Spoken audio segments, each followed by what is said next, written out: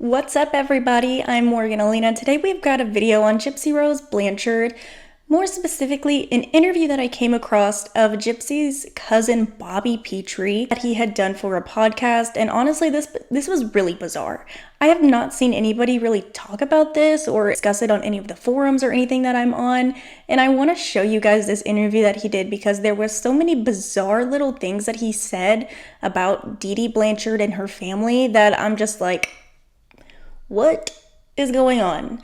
And obviously, when it comes to the Blanchard family or the Pitre family, we've got to take everything with a little grain of salt because a good majority of the time things are not going to be true. We've seen that a lot of the times they're going back and forth and flipping on what they're saying or the stories change. So of course we've got to keep that in mind. But what Bobby Pitre said in this interview had me both disgusted and also like, I'm not sure if I believe what you're saying. But before we get into the interview, make sure you like and hit the subscribe button so you can keep up with anything I've got coming out on my channel. And I also want to give a shout out for gifting me with a super thanks to viewer Christina Coral. Thank you very much, Christina, and to any of you guys supporting me and my channel. I appreciate it. But let's go ahead and get into this Bobby Pitre interview and be prepared to be like, ew.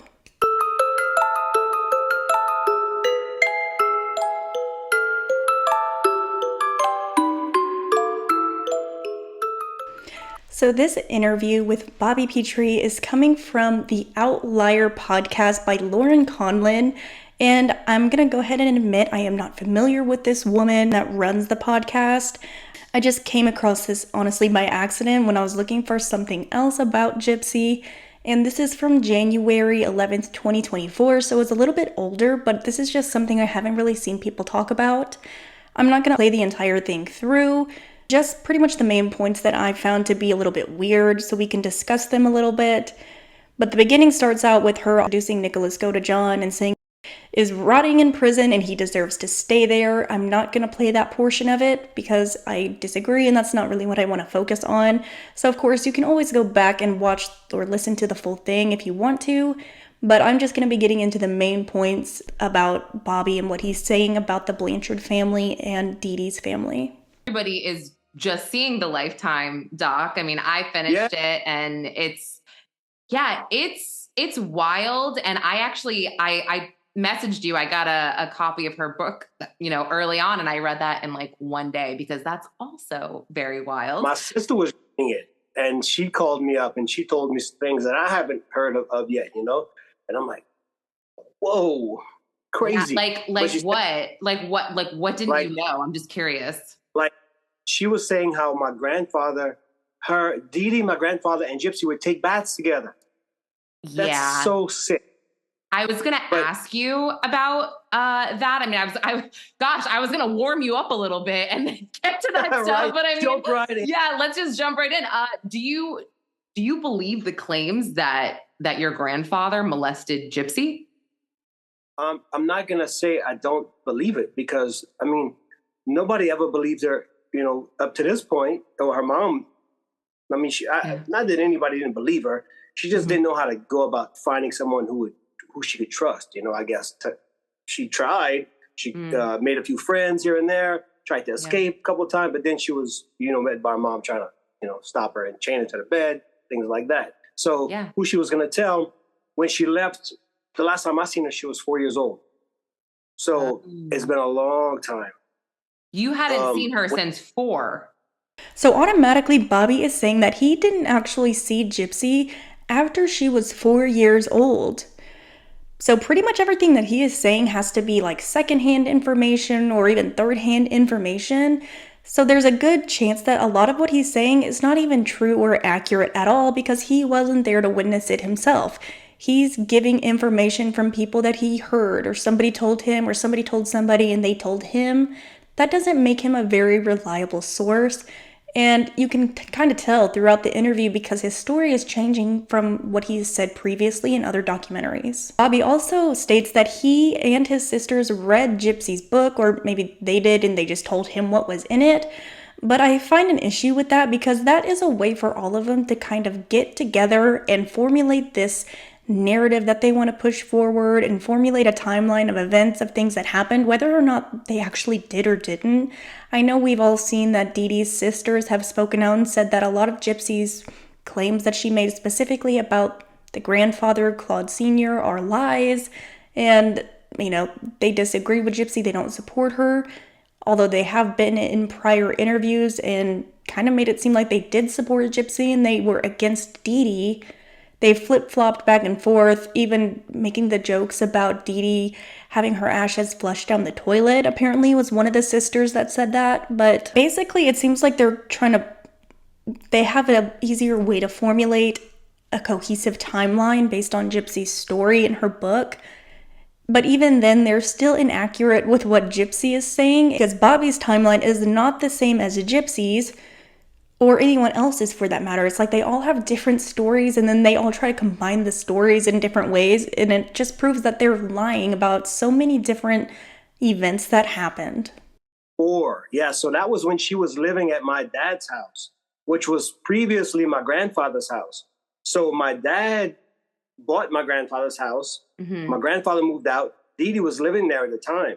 Okay. She stayed, and he told her she could stay for a certain amount of time, till she found her spot, but she was overstaying her welcome.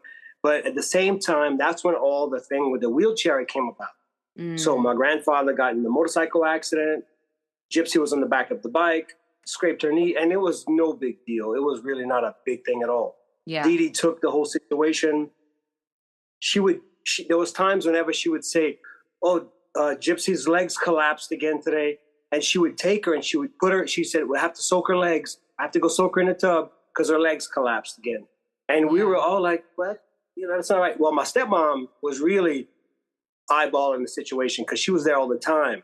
My dad would work, we weren't always there. My stepmom was there all the time. So she would see what was going on. This book, she said that she was in the blue house and that they stayed there whenever Dee Dee's mother died and Dee Dee's dad married the stepmother Laura. Until one day, Dee Dee's brother came and said that apparently Emma, Dee Dee's mother, had given a verbal agreement that he was going to get the house. That is completely different than what Bobby is sitting there saying. He is saying that his dad had bought the house from Claude after they moved out. So it's like, what happened? Was he verbally promised a house and they kicked him out according to Gypsy in her book? Or was that always his dad's house? So apparently Bobby's dad is actually Claude Jr., but he was raised by Claude Sr. So I don't know what his dad was out doing, but he was being raised by Claude Sr. So throughout the interview, he'll refer to his dad as Claude Sr., even though that's not his actual dad. But he said that his biological dad, Claude Jr., had purchased the house and then kicked Dee Dee out because she had overstayed her welcome. And at this point in the book, Gypsy also says that she was not in the wheelchair at the time that she and Dee Dee were kicked out of the home by Dee Dee's brother. That didn't come until it was much later. Bobby's combining all of these timelines together, even though he didn't see her anymore after she was 4 years old, but that accident did not happen until Gypsy was 8 or 9. So all of these timelines are getting completely mixed up. But according to Bobby, that is when Dee Dee started the whole issue with Gypsy's legs. So according to Bobby, he said that Dee Dee would say, Gypsy's legs gave out, we've got to get her in the tub again today, which we have seen videos of Gypsy dropping to the floor. That's not necessarily a totally bizarre thing for kids to do. Even my own toddler will do that sometimes. He'll just be standing there acting silly and fall to the ground and you make a big deal about it. So it's not necessarily bizarre that was caught on video of Gypsy doing that. But what he is saying is something completely different than, Gypsy got into the motorcycle accident and all of these things happened. He's sitting there saying Dee Dee's telling people that we had to get her in the tub, indicating that there's an issue with Gypsy's muscles, because everyone knows whenever you've got sore muscles or you're having some sort of muscle issue, you go soak in a hot bath. That is just what people do, and it is a very effective way to relax and help your muscles. That's something that's totally normal. Especially for pain in the muscle. Taking a hot bath can do wonders for them, but he's sitting there. That's a very different scenario than saying, she had a motorcycle accident and then all of a sudden now she's saying Gypsy's legs don't work and was in the wheelchair. Those are two totally different things. He's saying, Dee Dee would also complain that Gypsy's legs gave out again today, meaning that she said it multiple times. This was being brought up multiple times. She was giving Gypsy a bath multiple times for her legs, having issues with her legs. But yeah, it was after the motorcycle incident, meaning she just popped up out of the hospital in a wheelchair and that was that. Bobby is essentially saying this was a continual issue. This wasn't just an overnight thing like Gypsy has said in the past. My mom just showed up with a wheelchair and said, get in the wheelchair. And that doesn't match what he's saying. Because if her legs are giving out, that means she was up walking around. You can't just be sitting and your legs give out. You have to be up standing for them to give out. Therefore, Gypsy was still up walking around at that time. Dee Dee was making claims that she was taking Gypsy to the hospital for doctor visits and things like that. And so my stepmom started to call the hospital, double check on it. Yeah, and there was nothing was happening. So did she confront Dee Dee? Was that? Did she confront Dee Dee about that? Well, she wasn't confronting her, but she was telling my dad, and this is not right. Something's not right here.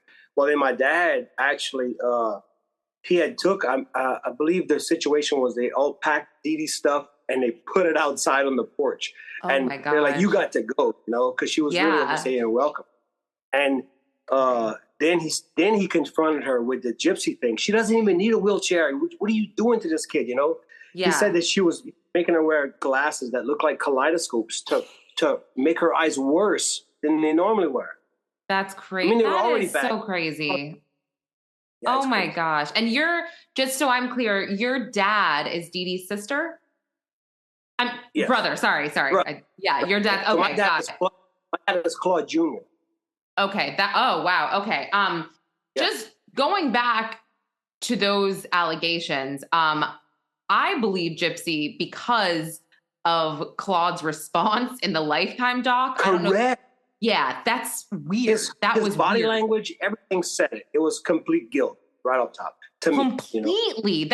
Of course, Gypsy never mentions this in her book. She also said in her book that following the motorcycle incident, she was confined to a wheelchair, but she's given multiple different versions and accounts of when the wheelchair actually appeared, and there's not even a general idea of what age Gypsy was when the wheelchair appeared.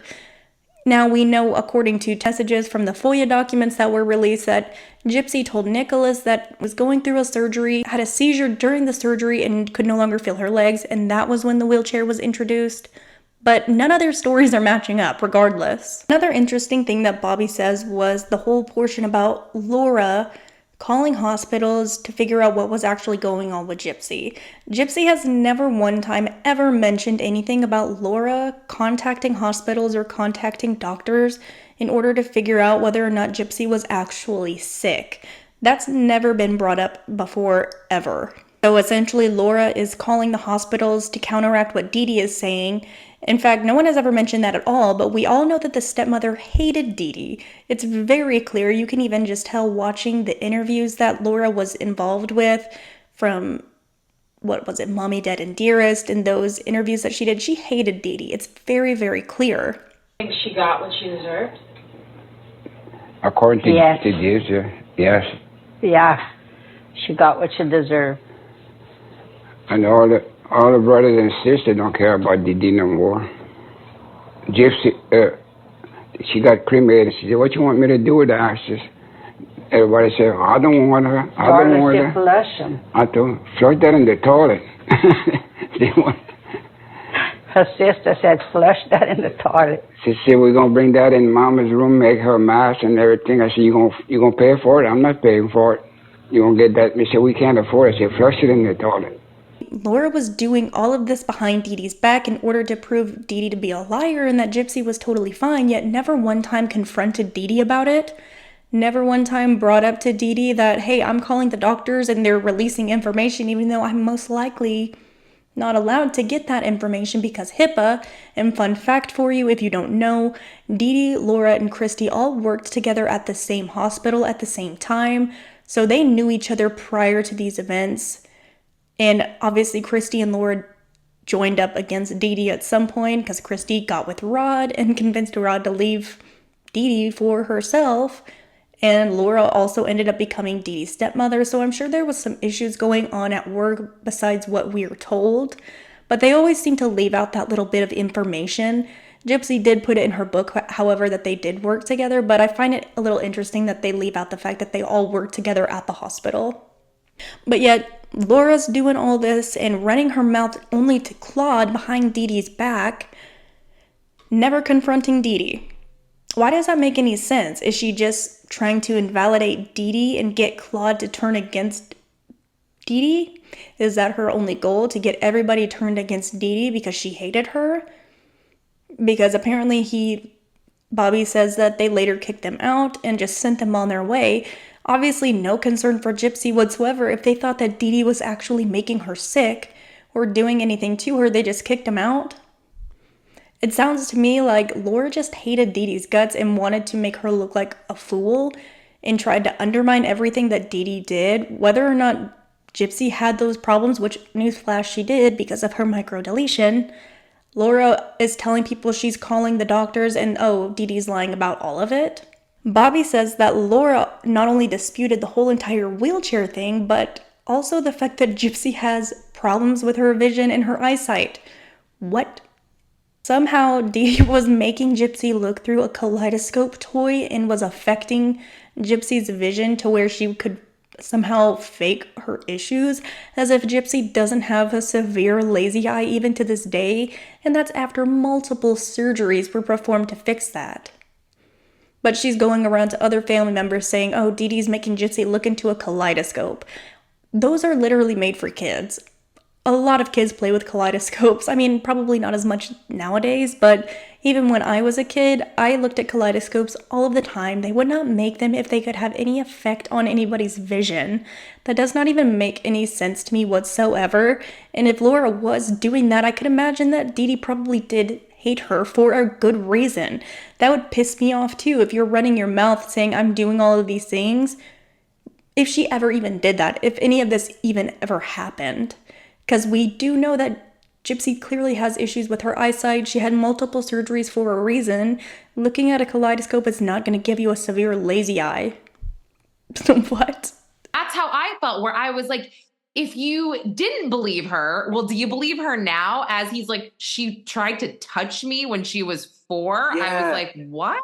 Like, he came back to that, and that was like, okay, that's crazy. Yeah. Okay, so I got a little piece of something.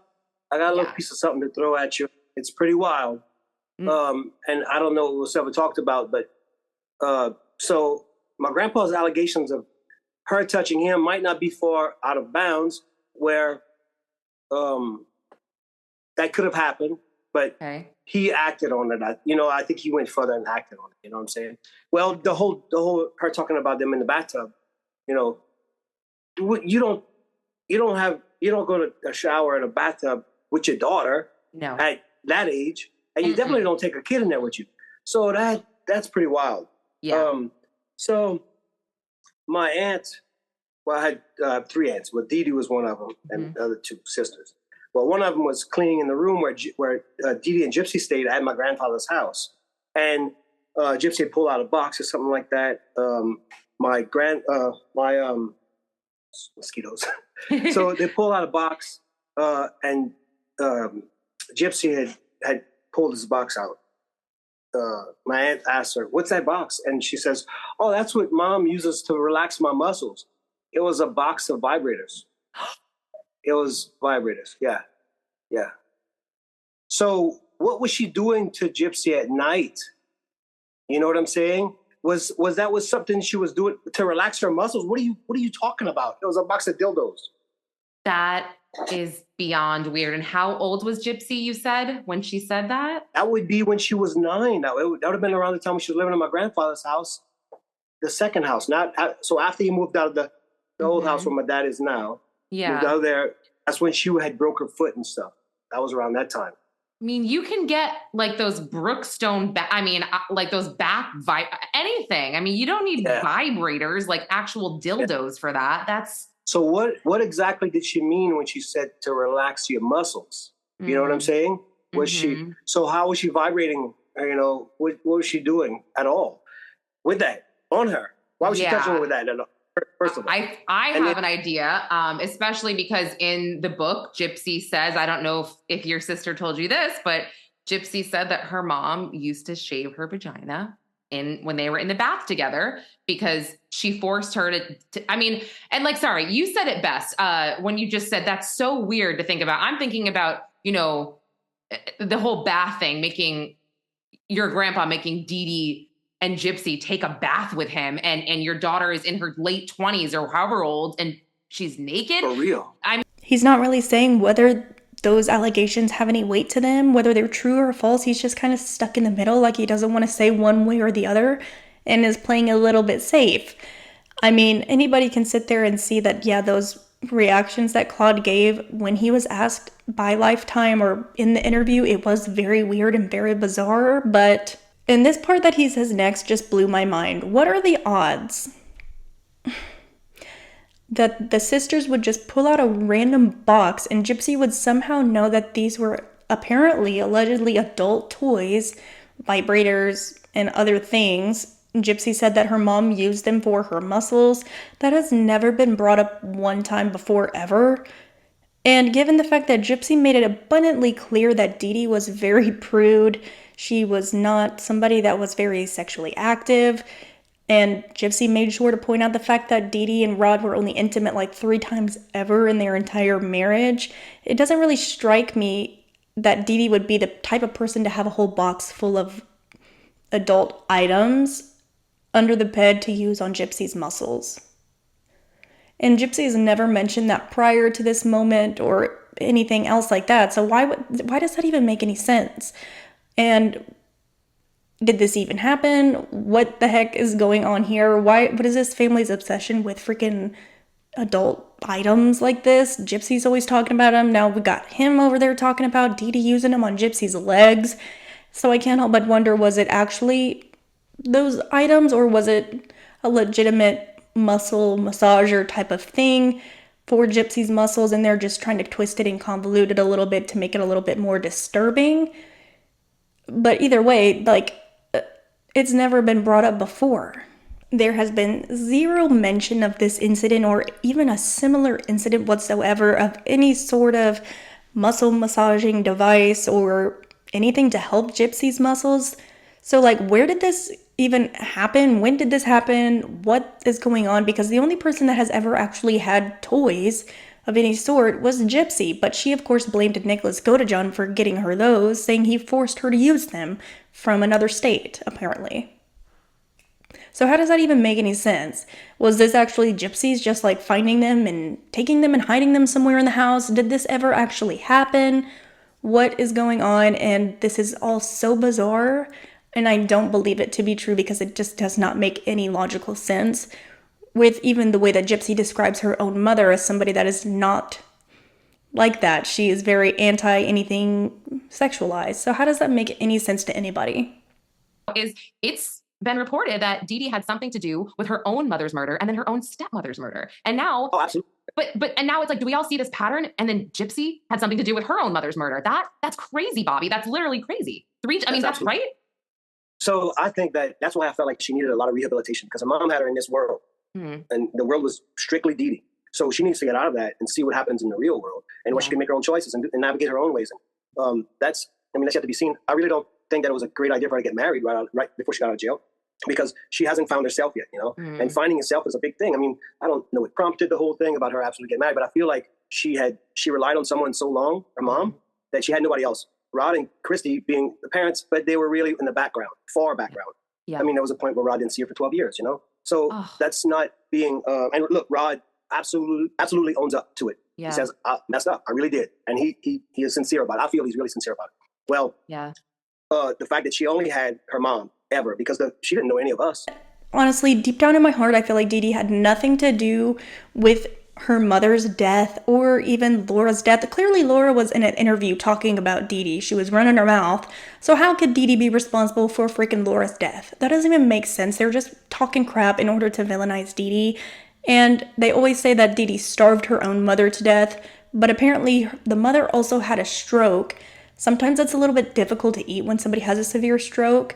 Plus, if she would have died in any sort of unusual way, there would have been an autopsy, unless they just didn't care about their own mother enough to make sure that nothing happened to her? If they truly believed that Dee Dee had anything to do with the death of their mother, did they not care enough to look into it?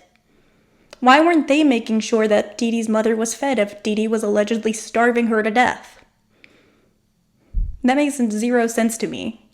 And honestly, like, even regarding the Roundup thing, I've said this before as well.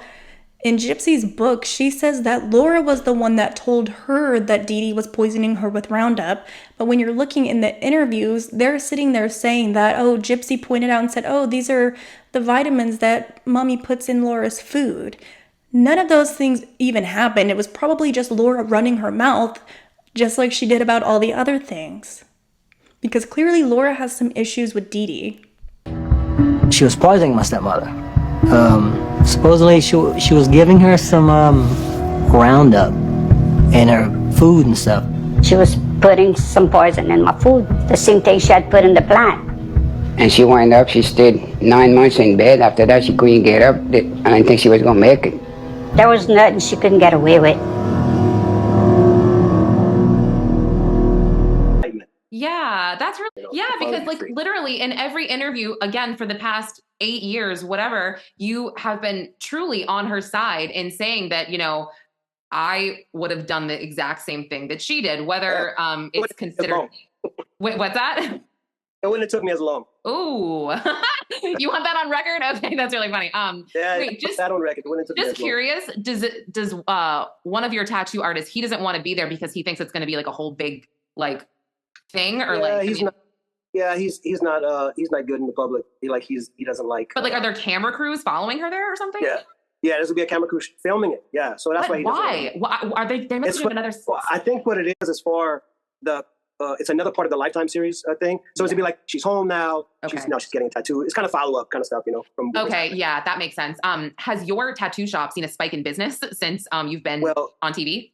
My Instagram is going nuts, of course, but the I tattoo shop immediately. I searched. I followed you. I boom, yeah. So see, we don't do walk-ins, and my books have been closed. My books stay closed basically. I've been tattooing for 33 years now. So when I open my book, it's like, okay, it's going to be at this time on this date, and I turn on my answer machine, and you call, leave a name and number. That's all I need, and I'm going to call you back. I let it run, and it's like within 30 minutes, there's 60, 75 calls, and the machine is full up. I unplug the phone, and then I go through those, and I book 2 months out at a time. So I book 2 months each time. And I don't do more than 2 months because I like to travel a lot. I like to, because I'm go to Austin here for South by Southwest. I'll be tattooing out there for that. Oh, that's fun. Then I go spring break. Yeah, it's a good time. Yeah. I'm living the dream. I love that. That's so great. Well, I mean, I hope that after this happens, I mean, I hope that it shines a light on your shop at least. So, because you like I said, you've done right by her. So hopefully this will bring you some good. Oh yeah, it absolutely will. I mean, they got Ink Magazine wants to do a little write up for her. So that's see, that's great, and that's really wonderful. I'm really glad, and I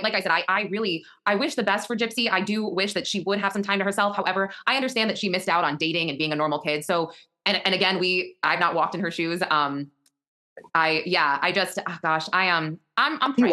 Why she chose to get married in a certain way, but not that I think it's the right choice, but that's her life to live, and you gotta live with your choices, and it might be the best thing that came out of what she did at the end. But Bobby has to immediately get into he owns a tattoo business, start plugging his own business, because that's pretty much why he's doing any of these interviews. That's the main purpose of him even coming out and saying anything about Gypsy, regardless, because he wants to drive business over to his tattoo parlor. That's very clear. He starts bragging about how he's so booked up all the time, blah, blah, blah, blah, blah. I don't think it has anything to do with the fact that he actually cares whatsoever about Gypsy. And I've said this before, I feel like he is a snake. I feel like he is a backstabber type of individual, two-faced. Like, he'll sit there and agree with you to your face and then talk crap about you later. Somebody that cannot be trusted, incredibly dishonest. That is just the vibe that I get from this person. And Bobby seems to have issues with Ryan Anderson, and it seems like it's all of them, whether it's Bobby or Christy or whoever. The main issue that they seem to have with Ryan Anderson was the fact that Ryan didn't want to listen to them. He wanted to do things his own way, and they weren't in control of him. He wasn't immediately kissing their butt, not immediately obeying what they were asking of him or what they thought he should do, and they didn't like that about Ryan Anderson. And he was mad because Ryan Anderson did not respond back to him and he left him on red, which, Ryan doesn't know that guy, and Gypsy really doesn't either. Gypsy had no relationship with Bobby whatsoever. So is it really that weird that Ryan didn't respond? Not really. But he's gonna take it as like an insult, and so therefore he must be controlling and compare Ryan to Dee Dee. It's funny how all of these people that are in Gypsy's life are like Dee Dee. Ryan's like Dee Dee, Nick was like Dee Dee, Dee Dee was like Dee Dee, but Dee Dee wasn't really like Dee Dee, was she? Nobody's comparing Gypsy to Dee Dee, or the person that they've made Dee Dee out to be. None of them have a history of violence. The only one that actually does have a history of violence is Gypsy. Ryan didn't have a history of violence, yet got accused of potentially being threatening to Gypsy. Nicholas never had a history of violence, but yet he got wrapped up in this crime because of Gypsy. It's convenient how that happens. Everybody that surrounds Gypsy is somehow a controlling, evil person, and no one stops to think and look, oh, maybe that's a little weird that all of these things are happening to Gypsy constantly, with somebody that has never had a history of it. You never know. Yeah. Do you think let it play out? Do you think the release of this podcast though will upset Ryan? I mean, not that you seem like you care. You seem like you don't care at all. But no, I mean, it is what it is. I already told him what I thought, and he didn't like it. So he left you on red. He left me on. Yeah, exactly. And but by the way, I would want someone. I'd want someone to be genuine towards her and not be what felt like he was just trying to control the situation already, which would make him another Dee Dee in the situation. That's the impression I got. First off, I'll go with the gut. That's what I feel. I go with my intentions. What I feel. Yeah, and I feel like a lot of people agree with you, and they have the same gut feeling. And one more thing, I forgot to run this by you. In the book, this is so weird, and everyone seems to be just skimming over this, but when Dee Dee met Rod, she was actually 24, and he was 17. Yeah, she was lying off top. Yeah, imagine if that was reversed. I mean, and like, sorry, but men are a bit less mature than women to begin with. What is she doing with a 17-year-old at almost halfway to 50? Like, what? Listen, I lived in my grandmother's house while Dee Dee was living there too. Like, I'd bounce back and forth, and Rod would drive me to school. He had this, my Aunt Dee Dee had this little blue, I forget what it was. It was this little blue egg. He called it they call it the egg. I think it was. Yeah. It was. Or the Tululu. That's what they call it. Okay. And Tululu is a snail. It's a snail. So that's what they call it in French. But anyways, it was a celebrity car, and he would drive me to school. We'd smoke a couple of Marlboros, you know what I'm saying? He was the cool new uncle I had. He was closer to my age, and he was dropping me off at junior high, and he was 17, So people think, why did Bobby not, why did he not help out? Why didn't he do what he had to do? I was a teenager at the time. I was starting my own life. Not to mention, my mind was gone because I used to like to do LSD and mushrooms way too much. And I went so far beyond. It took me years to get my mental state right back to where I was. And when that all came back together, it took a while. I'm still searching. I mean, you can't tell by talking to me. You sound great. And honestly, you sound great. And also Gypsy sounds great too for someone who never got. So Bobby had a good relationship with Rod. He looked up to Rod. He thought he was a cool dude. They hung out. He would take him places to take him to school or whatever. So it kind of makes sense that Rod and Bobby have a relationship today. Yeah, that makes sense. They were both boys. He probably did look up to him as somebody cooler. But then Bobby sits there and says he was essentially burnt up from doing LSD and shrooms all the time, that it took him years to get his mind right. So we're supposed to sit here and listen to this guy who apparently was so burnt up it took him years to be able to formulate a normal sentence, and take what he's saying as accurate information. That immediately, I think, honestly, invalidates everything he says, because he was so burnt up. And if it had been like a different substance, maybe I wouldn't really think anything of it, but mushrooms and LSD specifically are well-known mind-altering substances. It's not like you're just feeling a little nice, warm, and fuzzy. Like, they mess up your mind. Like, you're seeing things that aren't there. You're hearing things that aren't there. So, and the fact that he was doing them so much that his mind was messed up for years, and I've heard of that with people. I mean, I've heard, before that somebody could do it once, and the way that LSD and mushrooms are stored in the body, it doesn't go away type of thing. I don't know whether that's true or not, but especially people that do things like that, you can do it once and then be gone. I've seen stories like that where people just get messed up in their mind so bad that they're not the same anymore because of underlying things that can occur. But I mean, clearly there was some damage with his mental state for his use, for it to take years to get his mind right. But he's supposed to be an accurate narrator of this story involving Gypsy and Dee Dee and the family? No, I don't think so. That doesn't even make sense. And plus, he said that he didn't see Gypsy after she was 4 years old. Didn't talk to her either. So, Clearly they have no idea what was going on because they didn't care to know what was going on. And they can literally just sit there and say that, but to say, oh, we knew it was happening all along, but we didn't know it was to that extent.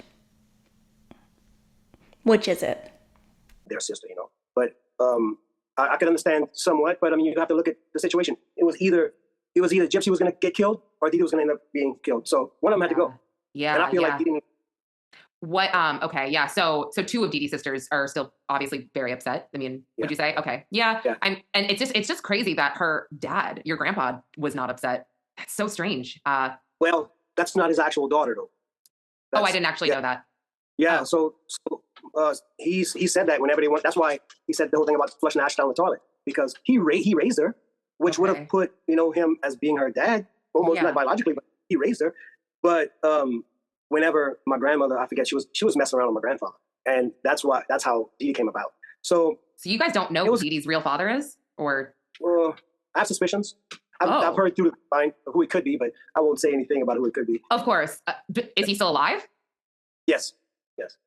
Wow. That's kind of crazy. I mean, I feel like TV, they don't want you to necessarily know this stuff.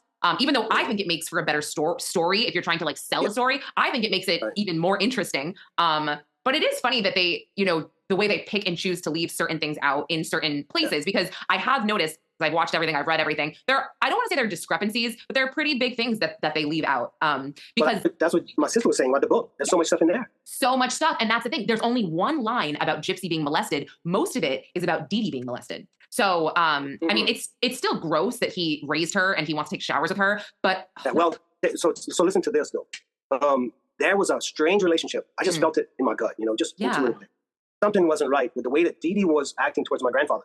Not that my grandfather was acting towards her. It didn't seem anything more than this is my daughter. I love you, this and that. But it seemed like Didi wanted to play the role of my grandmother immediately. As soon as she was gone, she wanted to be the grandmother. You know what I'm saying?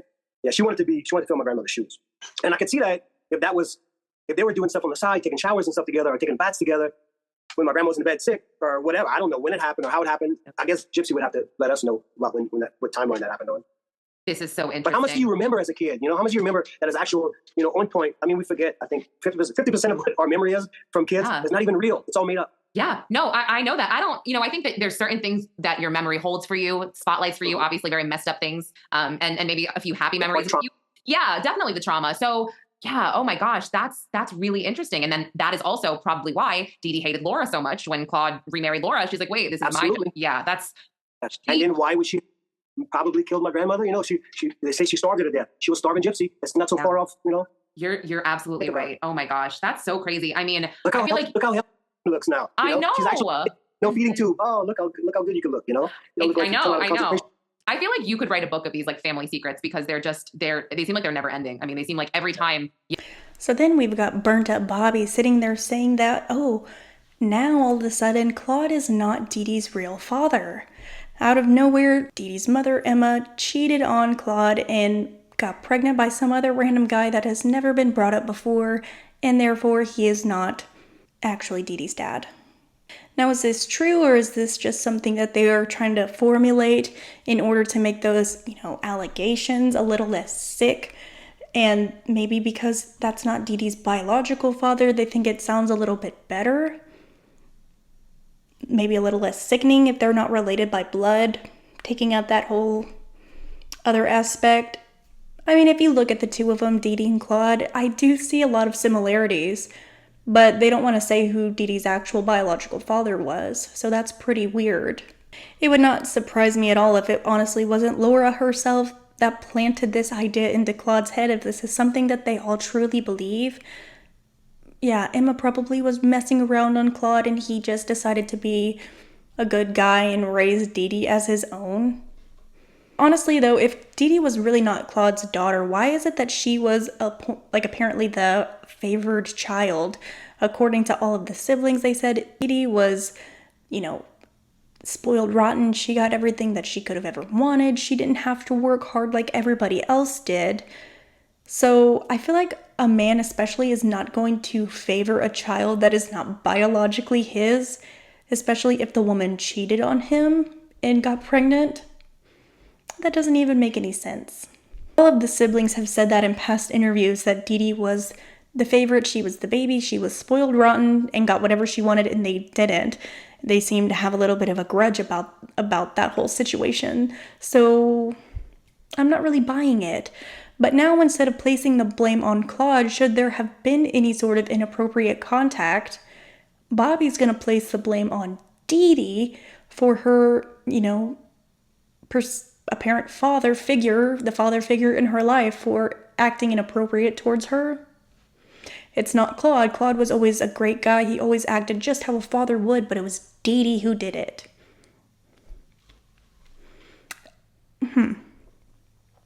Dee Dee is the one that was now initiating this bizarre, inappropriate relationship, placing the blame on the woman instead of the grandfather figure or the father figure, because Dee Dee would want to have a relationship with her dad. That's strange how that's getting kind of brought up now during the point of this interview. None of them had any idea of any of these allegations as well whenever that whole documentary was going on and Gypsy brought it up in the interview. So now all of a sudden they've got all this extra side information when they clearly had no idea that it was happening in the first place. They sit there and say that. They had no idea that this was going to be brought up. But yeah, now Dee Dee was the one that was pursuing the grandfather, the father, her own dad. Dee Dee's sisters have also said no way that multiple adults or more than one person could be fitting in the bathtub, like what Gypsy said in her book whenever she was describing these incidents that occurred with her grandfather. And again, like we said, this was never brought up prior to Life After Lockup or the prison confessions. Nothing was ever said about this. What kind of shit did Dee Dee get into? I wasn't thinking, oh my God, my aunt's dead. Because I figured that one day she pissed off somebody to that point, And I actually did think that it'd probably be Gypsy, And whenever we later got the word that Gypsy was fine and she was by her boyfriend's house, we were like, she killed her mom. She finally did. She couldn't take it anymore, She finally just said, fuck all, I'm killing this bitch. Honestly, I think Bobby Pitre is not necessarily somebody that we should trust, or I don't think he's a reliable narrator about any of this information. Honestly, I don't think anybody from the Pitre or the Blanchard side is. I think they all have their own motivations. I don't think he actually has a care in the world for Gypsy or what she does, and he's only looking out for himself, like I feel like a lot of the other family members are. But I want to know what you guys thought about this. Was this something that you have seen prior to this? Do you think there's anything that he's saying that he's being honest about? Do you think that Claude is actually Dee Dee's dad? What about any of the other bizarre little stories that he told? Trustworthy or not? Let me know down in the comments. As always, like, subscribe, and turn on your notifications. And also share these videos if you want to help support me and my channel. I appreciate all of you guys for gifting me with a super thanks or supporting me in any way. You're awesome. I will see you guys on the next one. Bye.